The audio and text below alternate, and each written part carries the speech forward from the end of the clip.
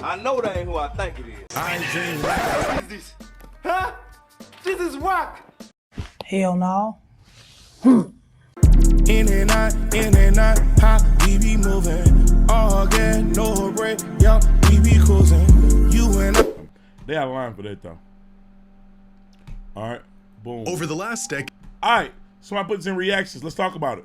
three-pointers have taken They're over the breaking NBA. again. The shot transformed from a gimmick so underutilized that the league had to move the three-point line closer to the hoop just to incentivize teams to take more, to a shot that now determines the outcome of many games. But after an entire era of seemingly exponential growth, recently the barrage of three-pointers appeared to stabilize. In fact, the league had become so saturated with threes that the scales had flipped and two-pointers became slightly more valuable than three-pointers. Just like anything else, something that was good and effective but only up to a certain point, and that point had been reached. The shot was pushed to its fullest extent, and the three-point revolution had met its inevitable conclusion. Except it didn't. This season, teams across the NBA are shooting more. I was about to say, I don't feel like that's correct. I really was about to say that, like, because I've been hearing, while I haven't been crazy locked into the NBA the way that I want to be, and I promise I'm gonna try to be, just been real busy. I've been hearing about teams just shooting threes, saying "F it," like a crazy amount of threes. More threes than ever before. Some teams with the majority of all of their shots being taken from beyond the arc. A new generation of stars. What happened to Captains? We just finished it. More trigger happy from three than the players that came before them. And games that feel like one long three-point contest. Is the NBA on a path to being a league featuring exclusively long balls, layups, and nothing else? Well, in 2015, right about the time the league began to shift away from the basket, Steph Curry attempted 8 three-pointers per game, the highest total in the league that season, and just the 5th I did a scouting player in report NBA why the history. was y'all keeping Shorty valid. You a freak. You went there and go scout it. To attempt at least 8 threes a game. By the next season, 3 other players joined him as ultra-high-volume three-point shooters. But by 2020, the number of players across the league attempting at least 8 threes a game jumped to 15. The three-point revolution was long in effect by this point, and it would remain at this level for the next few seasons. The league seemingly finding its equilibrium on threes and how many are even worth taking. Until this season, where there are 24 players in the NBA who are attempting what was once considered a historic amount of threes just a decade ago.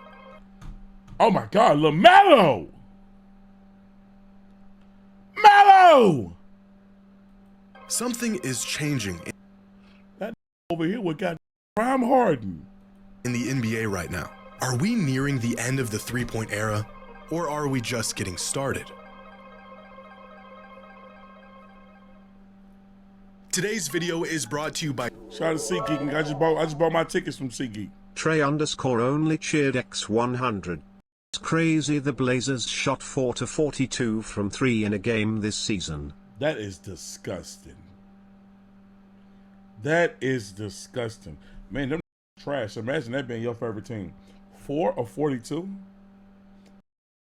I bought these expensive tickets, paid this expensive parking, bought this expensive food with this expensive drink, just to watch y'all on a master class of you got me fucked up. In 2016, the Golden State Warriors completely redefined how basketball is played. For the first time, a team that centered their offense around the three ball proved that it can be a championship-winning strategy. And they weren't just a three-point oriented team, they were the three-point team. They I remember bucked that. age-old notions of what great basketball could look like, their star duo named after their shooting abilities, the most influential team of our generation. That season, the Warriors shot 31.6 three-pointers per game, the second most of any team in league history and by far the most of any true championship caliber team. This season, every single team in the NBA attempts more threes a game than the 2016 Warriors did. The Celtics is crazy. Reshaping the league far more than anyone could have anticipated. But teams aren't just shooting more threes than ever before. They are approaching the point where the majority of all shots taken in a game are three-pointers. Here's a game between the Hornets and the Celtics, and with 10:36 left in the third quarter, Jason Tatum attempts a three. The Hornets come back and attempt a three as well. Celtics turn it over, Hornets attempt a three. Celtics come down and attempt another three. Hornets come down and attempt a three, followed by a Celtics three, followed by a Hornets three, followed by another three. Celtics switch it up for a moment with a layup, and then right back to a Hornets three, turnover, Hornets three, Celtics three, Hornets three, Celtics three. This, I'm being honest, that's kind of ass. How many did they make in this span? was a real sequence in an NBA game. This actually happened. A 4-minute stretch where both teams combined for nearly 14 consecutive three-point attempts if it wasn't for an easy layup at the rim.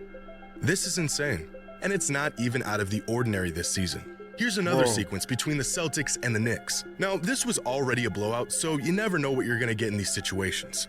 But how about a three ball followed up with a turnover, another three ball, and another three ball, and another three ball, another turnover, three ball, turnover, three ball. Oh, look, there's a layup. And then back to another three ball. They missing all these threes. And a three ball. And take a wild guess, a three ball. 3 straight minutes of three-pointers. And 3 straight minutes of missing. 8 from the Celtics alone. And they missed all 8. But even this was nothing compared to what happened in a game between the Hornets and the Hawks. With 1 minute and 45 seconds left in the first quarter, the Hornets made a mid-range jump shot. What's so special about this mid-range bucket? That's the last one of the game. Well, nothing. Other than the fact that this would be the last shot they would make outside of layups and three-pointers for the rest of the entire game. For the next 37 minutes of game time, outside of free throws, every single point the Hornets scored until the end of the game was from right here or out here. In fact, throughout this entire game, the Hornets scored 120 points. Only 4 of them came from a shot that wasn't a three-pointer, a layup, or a free throw. Has the complex... Guess what? This one that counts as the 4, his foot was on the line. Rich and diverse game that we love truly been reduced to this? It certainly feels that way at times.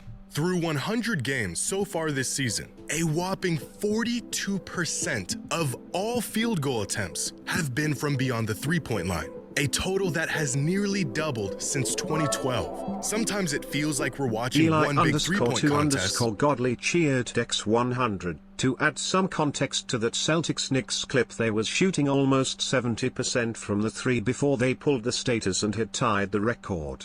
The bench players was chucking threes trying to break it. Oh, you know what? I did hear that. You're right. Okay, context is important. But also, too, you got to think, they shot so many threes, they tied the record. Like, at times, we are. In fact, at the current rate the league is going, which may or may not continue, half of all shots taken in an NBA game will be three-pointers by the 2032 season. But it's not just that teams are attempting more three-pointers. Teams have regressed to taking only the best, most efficient shots on the court. Three-pointers, layups when they're available, and hardly anything in between. Excluding free throws. No cap, bro. I don't know why. Some of my favorite style of games is the dudes that know how to kill in the mid-range. Trey_only cheer 100. What happened to the game? I loved shaking my head. The Warriors, they changed the game real. But bro, like the dudes that's not centers, they got a post game and cook. Boy, frying, bro, and it's nothing they can do about it, bro. KD is a mid-range guy. Bro, KD one of my favorite players in the league. Like, I know KD will cook in the mid-range. DeRozan cook. Kawhi would be on the guy court wanting to play. Kawhi shoots some mid-range. It's like, bro, the mid-range game is a lost art.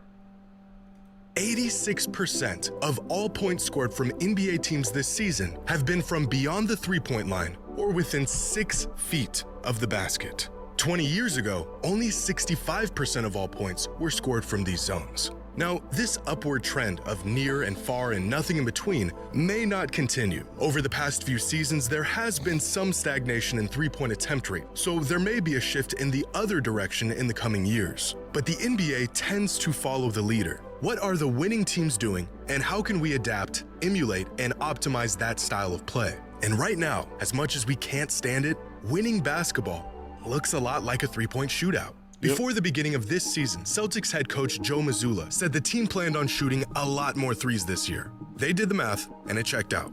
We need more threes. But outside of Harden's Rockets, last year's Celtics attempted more three-pointers than any other team in NBA history. It was a recipe that was so good, it helped them win a championship. How many more threes could they possibly shoot? 51. This year's Celtics are shooting 51 three-pointers per game. That is 56% of field goal attempts. Arguably the best team in the league, coming off of a championship, is shooting 6 more three-pointers per game than any other team in league. Let me see the standings. I'm finna stop saying I'm locked in. I'm finna get locked in. NBA standings. They 10-3, gang. How can you tell them to stop? Celtics the Cavs 14-0. Shout out to the Cavs, bro. League history.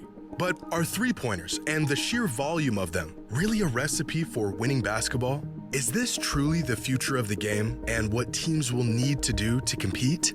Well, so far this season, teams that win the three-point battle, when they score more net points from three-pointers than their opponent, have won 72% of the time. And this one metric has been more indicative to winning than just about any other. Last season, there was an 85.6% correlation between three-point percentage and winning percentage, the strongest correlation between the two variables in NBA history. Make more three-pointers, greatly increase your odds of winning the game. But that's pretty obvious. Of course, making more threes. The ratings will keep going down if this. Wait, where did it go? Oh, if it stays like this, yeah, like real. I think the NBA was not. I think the NBA is dealing with an issue with ratings. I do think that it'll ultimately solve itself and figure itself out because basketball is just too great of a sport, honestly. But. Yeah, I do think that this style of play is turning some people off. Now, whether if it's a lot of people or a little people, I don't know. But I do know it's turning some people off. But just watching a bunch of threes being chunked up a lot of times is if they're missing them. Now, if they are making them, it's an exciting game, period. Like, you're like, oh, bang, bang, bang. But just to watch 4 minutes of misses and they all threes, I'm like, none of y'all got a mid-range game. Yo, this center can't drop step or nothing. Like, will better your odds. We have seen massive underdogs win games by pouring in three-pointers and hitting more than they probably should have. Will teams eventually reach the threshold of three-pointers that are worth taking in a game? Or is the shot just so valuable that we will inevitably see a league that finds no value in taking any shot outside of the long ball? There must be a sweet spot between shooting exclusively threes and no threes, where we will eventually see the limit of good, viable three-pointers. Oddly enough, bro, the younger player in the game that I really with, I'm a fan of Anthony Edwards. The motherfucker is cold.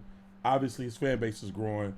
I'm a fan of his game, and I like Ja Morant's game.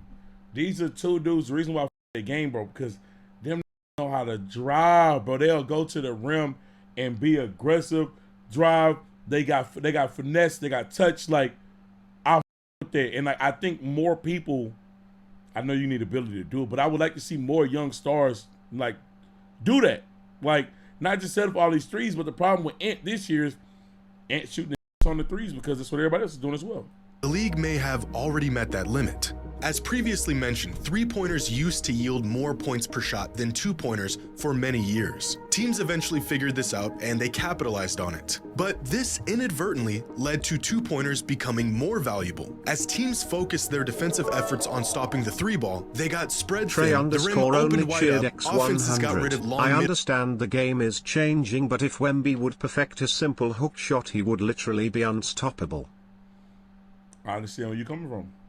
Range jumpers. But like the thing is, there's a lot of people that like, bro, if you just work on this and do this, it'll help them, but it's just not the game. That's what I want to do. I remember this is an example. It kind of goes to what you were saying. Just bear with me. Even though it's an effective way, some of us don't want to do it. Period. I remember Dwight Howard super trash at got shooting free throws. Like, bro, can you just shoot them underhand like Rick Barry? And said no, I ain't doing that. Said, oh, it's a pride thing. I don't think with the hook shot. It was like, no, I'm not doing it. I don't want to do it now. Like the underhanded free throw is proven to improve your. It might be easier to make, but I don't want to do that. And for seeing me shoot like a granny. the first time in over 3 decades, two-pointers produce just as many points per shot as three-pointers. How do we know if or when teams are shooting too many threes? Well, intuitively, it would be at the point where three-pointers lose their statistical advantage over twos, which has already happened. The problem of too many threes has already statistically corrected itself. But despite this, the Celtics and many other teams are committed to shooting more threes than they previously did. They are aware of the data, and they still decided that upping their three-point rate is the answer. Steve Kerr has said that it would be hard for the Warriors to compete without shooting a high volume of threes. Mike Budenholzer said he thinks the sport is in a good place, and that threes create more space to be more athletic and dynamic going to the basket. Devin Booker, a player who utilizes and values the mid-range game as much as any player in the league, said the volume should be up. Attempting the three-point shot, not even making it, stretches out the defense and opens up better looks throughout the game. Teams know that the two-pointers today aren't as valuable as they are in spite of threes. Two-pointers today have become so valuable because of threes. Man, bro, like, and that's actually a good point. Didn't think of that. Bro, the defense, yo, it's only worrying about defending the threes. That Luka clip was horrible. Man. Devin Booker stated, even when they aren't going in, the spacing and ball movement that three-pointers provides to teams creates an incredible advantage compared to any other shot. In fact, it's no coincidence that points per shot on two-pointers began to climb rapidly at the same exact time as the three-point revolution. When you force teams to guard the three, you also force them to give up the two. This whole time, we've been watching these games thinking teams are shooting way too many threes. And all along, they weren't just shooting threes because they're worth more points. They've been shooting more threes to create more points in other areas. The direct benefits of volume three-pointers actually plateaued quite a while ago. Teams aren't yielding more points per shot on threes today than they did a decade ago. But the indirect benefits of volume threes continues to grow the more teams make and take them. Which means, in theory, the number of threes we're seeing. Honestly, this is a great video because me and my casual mind, I'm not a basketball guy like that for real. I never would have looked at this and thought about this like that. Like, I'm like, it is helping the floor, but I just would like to see more mid-range play. Lil Toothless underscore just subscribed for 14 months. Thank you for the sub. Teams take could continue to climb despite the fact that they are already at the peak of their direct statistical advantage. But just how much further could this go? Well, this is where things get really interesting. If we ignore the caliber of teams and the efficiency of their shooting and just look purely at volume, then through over 150 games so far this season, teams have found by far the most success when they shoot somewhere between 46 and 52% of all of their shots from beyond the arc. This season, when teams put up a three-point attempt rate between 46 and 52%, they have won over 70% of the time. Meanwhile, teams that shoot at a rate outside of this hypothetical sweet spot have won just 48% of the time, which means despite as many three-pointers teams are shooting, statistically, they may still not be shooting enough. And it may only be a matter of time before— Yo, Big Blue, I'm so sorry, gang. I'm sorry you seen that. Teams use this information and slowly creep towards this rate of 50% of all of their shots consisting of three-pointers. Last week, Nick Wright had a great monologue discussing the advantages of volume three-point shooting and how teams who can design an effective offense built around them have an incredible statistical advantage. the league needs to change some rules. They have finally figured out it's not only that 3 is worth more than 2, it's that 3 is worth a lot more than 2. Because there is a 50% premium on 3-point shots, the smart way to play Trey is underscore probably what the only cheered Celtics did. X100. It does open up opportunities for fast breaks because you get long rebounds. True. That's why you see all these guards get these triple doubles. True. On opening night. Shoot 60 of them things. That is the best strategy. That is also terrible television. And I love Yes, the it league. is. I love it. But this is not sustainable. At its core, the NBA is at its best when dudes are flying over people, Yes, it meeting is. them at the rim. Hanging out at the 3-point line, hoisting 30-footers is not good TV. And you are going down a path where the games are less compelling television and the fans are worried, do the players even care? It's just a warning to a league I love. You are playing a dangerous, dangerous game. But my question is, look, Kendrick Perkins and Nate Robinson. How do you change the rule? What do you do? Like, that's what the game is. So maybe it's for the basketball guys that I don't understand. Like, I can understand I can understand and like explain how to maybe possibly fix something in football, basketball. This is not, I love basketball. I've been watching it forever, but I never played it. It's a lot of I'll never understand. How do you fix it? Like, If what the Warriors did in the mid-2010s limit 3s per quarter, that sounds crazy. Like, what's something that you can limit somebody besides fouls? Like, that's come on, bro. Never mind, y'all. He was wide open, but that was their 12th 3 of the quarter. Like, broke the game of basketball, then teams today are eviscerating it. They have essentially cracked the code. Decades of experimenting with different schemes and offensive Push it back? designs and Okay. player personnel through trial and error has led teams to the correct answer. Nothing beats a bunch of good looks at 3. It may not be pretty. It may lack the nuance and diversity that we used to see in the league, but it has been proven to be the most effective method of winning basketball games. How much further can this possibly go? Well, fortunately, there seems to be an upper limit to the ideal volume of 3s before the returns become diminished. That limit is probably about 50%. Unfortunately for us, the NBA is still nowhere near that limit. that's a great video. This got one of the best channels on YouTube. Like, no